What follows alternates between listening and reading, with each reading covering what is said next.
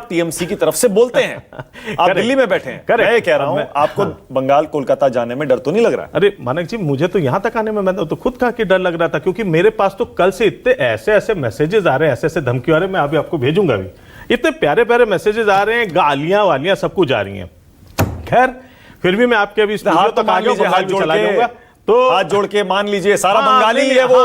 वो बंगाली ही है जिसने बीजेपी को जिताया है। अरे तो सुन तो लीजिए मानक, आप तो कम से कम सुन लीजिए, आप तो चुनाव आयोग ना बनिए आप पे।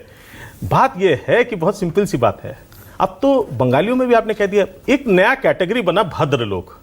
साहब मैं आज तक जानता था कि भद्र लोग, हम लोग क्या कहते हैं, भद्र लोग जिसको कहा जाता है, कौन है भद्र लोग? जो सभ्य आदमी हो, जिनमें मैनरिज्म हो, एटिकेट हो, तो उसको कहते हैं भद्र लोग। यानी जिसने बीजेपी को वोट दे दिया वो भद्र लोग है, और जिसने नहीं दिया वो अभद्र लोग। नहीं, ये गलत है। तो एक बना दीजिए अभद्र लोग। ये गलत है। ये भद्र लोग वाला सिस्टम कौन सा भद्र लोग वोट होता है? ऐसा हमने नहीं कहा, और ऐसा कोई नहीं कह रहा है, माफ करिएगा, ऐसा कोई नहीं कह रहा है। तो ये चीजें, ये नहीं आजकल, नहीं मैंने आपकी बात नहीं की, नहीं मैंने और भी कोई भी नहीं कह रहा है, कोई नहीं कह रहा, नहीं बीजेपी तक नहीं कह रही है ये बात। वोटर्स में ये बात कही जा रही है, कितनी जगहों पे वोटिंग है कि भद्र लोग ने यहाँ पे वोट दिया, भद्र और किसने दिया?